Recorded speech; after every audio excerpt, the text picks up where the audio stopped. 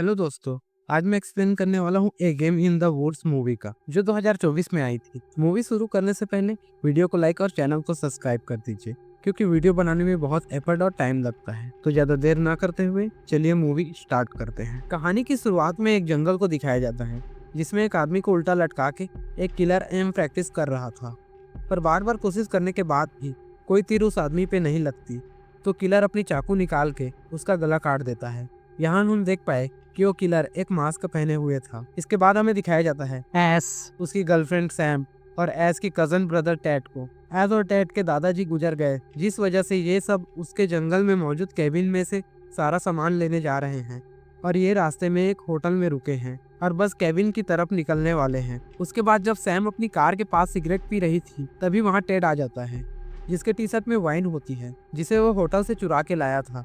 जिसे देखकर सैम डर जाती है, पर तभी ऐस उसे बताती है कि ये बस टैट का प्रैंक है, जिससे सैम नाराज हो जाती है, क्योंकि वो थोड़ी सेंसिटिव माइंड की है। उसके बाद ये गाड़ी में बैठकर वहाँ से निकल जाते हैं। तभी रास्ते में वो डायनासोर पार्क से गुजरते हैं, जहाँ ऐस सैम को चलने को बोलती है, पर सैम मना कर देती है। तभी वो एक लॉनेस्टर सफारी से गुजरते हैं, जहाँ जानवरों का हंट किया जाता है। ऐस बोलती है कि यहाँ अलग अलग देशों से जानवरों को लाया जाता है और बड़े और अमीर लोग उनका शिकार करते हैं, सिर्फ मजे के लिए। ये सुन के सैम चौंक जाती है कि ये लीगल है। हो सकता है जिस देश की ये मूवी है वहाँ लीगल हो, मुझे नहीं पता। खैर, इसके बाद ये इनके दादाजी के केबिन के पास पहुँचते हैं, पर उसकी पूरी प्रॉपर्टी के चारों ओर लोहे की फिंच से घिराव था, जिसके गेट पर पासवर्ड वाला ताला लगा था, जिसका पासवर्ड इनको पता नहीं था, जिस वजह से टेड ने पत्थर से वो ताला तोड़ देता है। इसके बाद ये अंदर चले जाते हैं। उसके बाद ये केबिन तक पहुँच जाते हैं और टेड चाबी ढूंढने लगता है, पर सैम जब दरवाजा खोल कर देखती है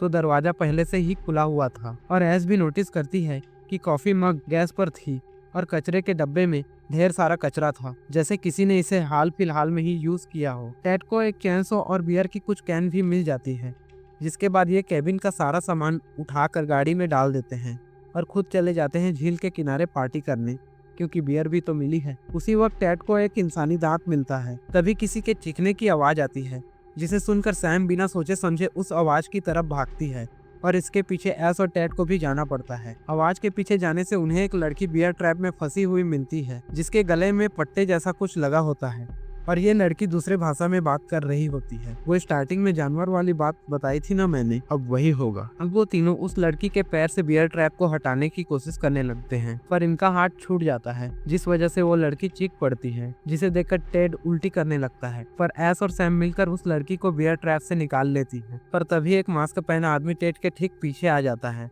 और टेड का गला धड़ से अलग कर देता है, जिस वजह से ये तीनों लड़की चीखते हुए वहां से भाग जाती है। पर वो लड़की एस और सैम से अलग दिशा में भागती है।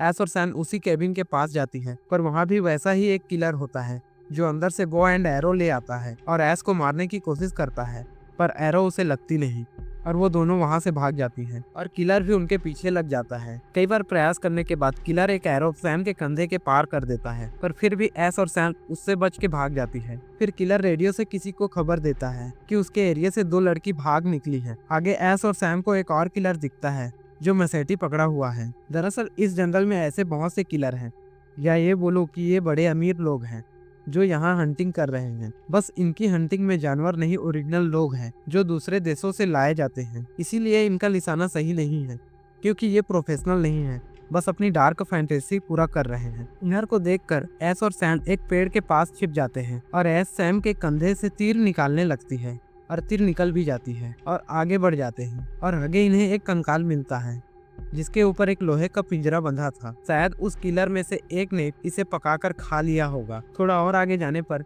इन्हें एक व्यक्ति की सिर कटी हुई लाश मिलती है।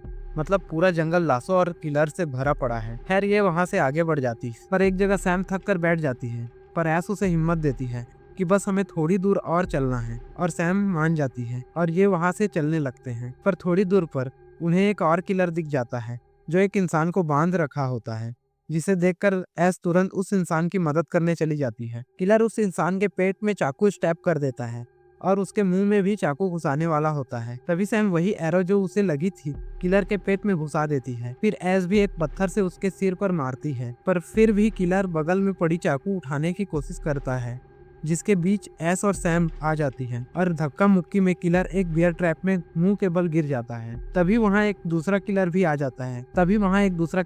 जाता है जो सैम के कंधे में नोक वाली रस्सी घुसा देता है। पर पीछे से वही लड़की आ जाती है जिसे इन दोनों ने बचाया था। वो भी अपना बियर ट्रैप किलर के सिर पर मारती है जिससे वो वही मर जाता है। तभी हम देख पाते हैं कि वो लड़की उस बंधे हुए आदमी को जानती है। शायद ये एक ही जगह से है या पार्टनर है। अब वो लड़की सैम और एस से बात करने की कोशिश कर रही थी। तभी उसका कॉलर फट जाता है और उसके पीछे एक आदमी होता है जो इस धंधे को चलाता है। इसे मैं गार्डनर बोलूंगा। उस कॉलर में बॉम्ब होता है जिसे रिमोट के जरिए फोड़ा जा सकता है। तभी गार्डनर उन दोनों पर गन से फायर करने लगता है जिसमें बेहोशी की दवाई होती है और दोनों बेहोश हो जाते हैं। इसके बाद जब एस को होश आता है तो उसे गार्डनर ने कुर्सी पर बांध रखा होता है। गार्डनर पूछता है कि तुम यहाँ क्यों आई हो? तो एस बोलती है कि ये उसकी दादाजी की प्रॉपर्टी है। असल में एस के दादाजी ने गार्डनर को ये जगह किराए पे दिया था ये सब काम करने को, और वो खुद भी इस गेम का हिस्सा थे। इतना बोलकर गार्डनर टेक का कटा सर उसके सामने रख देता है और एस की गर्लफ्रेंड की फोटो, जिसे ये किसी कमरे में बांध कर रखा हुआ है, दिखा देता है ताकि एस भी इस गेम का हिस्सा बन जाए। फोटो देखते ही एस मान जाती है। इसके बाद एस को एक पेड़ में बांधकर उस पर एक आदमी गोल्डन कलर स्प्रे कर रहा था और हम देख पाते हैं कि एस के गले में भी एक बेल्ट लगा दी गई है और गार्डनर उसे वार्न भी कर देता है यहाँ से भागने की कोशिश की तो सिर उड़ा देगा। उसके बाद वो उसके आगे एक चाकू फेंक कर चला जाता है। फिर केविन के पास एक कार आकर रुकती है जिसमें बॉबी नाम की एक लड़की होती है जो एस की ही कजन सिस्टर है और वो भी अपने दादाजी के सामान लेने आई है। तभी उसके सामने एक लड़की भागते हुए आती है पर उसका हाल देखकर बॉबी उस पर पेपर स्प्रे मार देती है। पर उसके पीछे किलर भी होता है जो रिमोट से उस लड़की का सर उड़ा देता है। फिर किलर मसेटी लेकर बॉबी को मारने आता है पर बॉबी एक गिटार से किलर के सर में मारती है। फिर कैबिन के अंदर चली जाती है। किलर भी उसके पीछे भागता है पर बॉबी दूसरे दरवाजे से जंगल की ओर भाग जाती है। इसके बाद सैम के पास एक आदमी आता है जो इनकी रखवाली कर रहा था और ये दिन रात टीवी देखता रहता है। यह आदमी एक और बंदी पर सिल्वर कलर लगा देता है। इसके बाद एस भी अपने आप को फ्री कर चुकी थी और वहां से आगे बढ़ जाती है जहां उसे एक किलर दिखता है जो एक सिर कटे लाश पर कुछ गलत काम कर रहा था, जिसे देखकर एस नीचे गिर जाती है जिससे उसकी उंगली डिसलोकेट हो जाती है और उससे हल्की सी चीख निकल जाती है जिसे किलर भी सुन लेता है और उसे ढूंढने लगता है। बहुत मुश्किल से एस अपनी उंगली ठीक करती है। वहां दूसरी तरफ सैम वाले कमरे में वो आदमी एक बंदी जिसे उसने सिल्वर पेंट किया था उसे जंगल में छोड़ देता है शिकार बनने के लिए। तभी एस पकड़ी जाती है और किलर उसे मारने ही वाला होता है। एस उसके हाथ में चाकू से कट लगाकर वहां से भाग जाती है। उसके बाद उसे वही सिल्वर पेंट वाला आदमी मिलता है जिसके पास जाकर एस सैम का फोटो दिखाकर पूछने लगती है क्या उसने उसे देखा है, पर उस आदमी का लैंग्वेज उसे समझ नहीं आती तो वो वहां से चली जाती है। अब बॉबी भी उसी जगह पहुंच जाती है जहां एस, सैम और टेड पिकनिक मना रहे थे।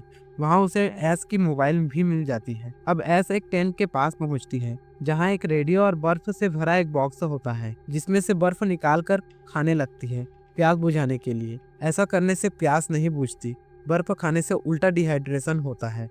पर उसके मुंह में एक नाखून आ जाता है जिससे उसे उल्टी हो जाती है तो तंग आकर बॉक्स पे लात मार देती है जिससे पता चलता है उस बॉक्स में कटे हुए हाथ होते हैं और एस गुस्से में चिल्लाने लगती है। उसके बाद हमें उस सिल्वर पेंट वाले आदमी को दिखाया जाता है जो जाल में फंस गया था और उसके पास एक किलर भी आ जाता है। अब एस भी वहां से निकलकर जंगल में आगे बढ़ने लगती है और उस आदमी तक पहुंच जाती है पर किलर ने उसे एरो से मार दिया होता है। पर किलर ठीक एस के पीछे होता है जिसे देखकर एस नीचे गिर जाती है। अब किलर उसे मारने ही वाला होता है तभी पीछे से बॉबी आ जाती है और किलर के सर में लकड़ी का डंडा मार देती है। बॉबी को देखकर एस भी चौंक जाती है। तभी वो किलर दोबारा इन पर हमला कर देता है पर एस उसके पैर पर चाकू घुसा देती है जिससे किलर नीचे गिर जाता है। एस उसके चेहरे से मास्क हटा देती है फिर चाकू उसके गले में घुसा देती है जिससे किलर वही मारा जाता है। फिर एस उस किलर की कपड़े पहन लेती है। तभी उसके पास एक और किलर आ जाता है जो उसे अपनी तरह समझ रहा। तभी पीछे से बॉबी बो एंड एरो लेकर आ जाती है और उसका भी कपड़े लेकर पहन लेती है। अब गार्डनर सैम वाले रूम में जाता है और वहां से एक लड़की को उठाकर ले आता है और कार में बांधकर जंगल की ओर जाने लगता है। पर रास्ते में इन्हें एस और बॉबी मिल जाते हैं जो किलर के जरिए इनके ठिकाने तक जाना चाहती थी। पर गार्डनर किलर को मार देता है ये कहकर कि ये सोलो हंटिंग गेम है, ये कहकर वहां से चला जाता है। उसके बाद एस और बॉबी उनके दूसरी तरफ जाकर उनके ठिकाने तक पहुंच जाते हैं। ठीक उसी वक्त गार्डनर भी उस लड़की को छोड़कर आ जाता है। उसके बाद ये दोनों लड़कियां गार्डनर का दरवाजा नॉक करती है। गार्डनर जिसे देखने बाहर जाता है, पर उसे दरवाजे के पास एक मास्क मिलता है जिसे एस और बॉबी ने रखा था, ताकि जब ये दोनों अंदर जाए तो इन्हें वो सीसीटीवी कैमरा में न देख ले। ठीक इसी का फायदा उठाकर ये अंदर चली भी जाती है। अंदर जाते ही वो उस व्यक्ति तक पहुंच जाती है जो बंदियों का देख रेख करता है। उसके गले में चाकू रखकर ये सैम तक पहुंच जाती है और उससे चाबी लेकर सैम और बगल में बंधे आदमी को छुड़ा लेती है। उधर इन्हें ढूंढने के चक्कर में गार्डनर एक बियर ट्रैप में फंस जाता है जिसे एस और बॉबी ने लगाया था। खैर उससे निकलकर गार्डनर सीधा इनकी तरफ ही भागता है। अब ये आदमी भागने की कोशिश करता है, तभी उस पर बॉबी एरो चला देती है, जिसके बाद ये आदमी उस पर चेयर से हमला कर देता है जिससे वो टीवी के पास गिर जाता है।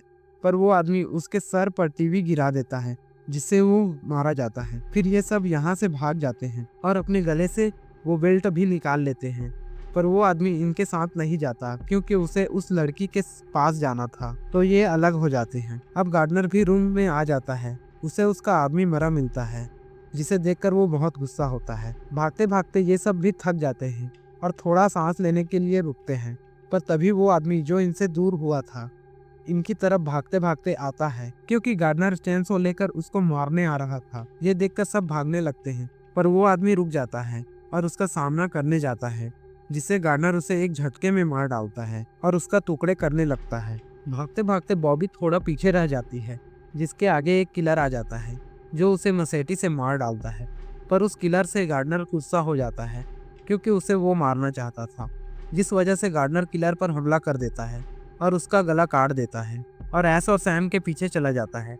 अब एस और सैम डायनासोर पार्क तक पहुंच जाते हैं, पर अब रात हो गई थी और भागने की कोई जगह नहीं थी, इसलिए ये दोनों छिप जाती हैं। पर गार्डनर भी इनके पीछे वहां आ जाता है और इन्हें ढूंढते ढूंढते एस के बहुत पास आ जाता है और जिस डायनासोर के पीछे वो छिपी थी उसे काटने लगता है। तभी पीछे से सैम गार्डनर के गले में वही बेल्ट पहना देती है और एस रिमोट से बटन दबाकर उसका सर उड़ा देती है। अब ये रात वही सोकर बिताती है। तभी उन्हें एक आवाज आती है, जिसके पास जाने पर एक क्लाउन बोलता है, क्या तुम एक गेम खेलना चाहोगी?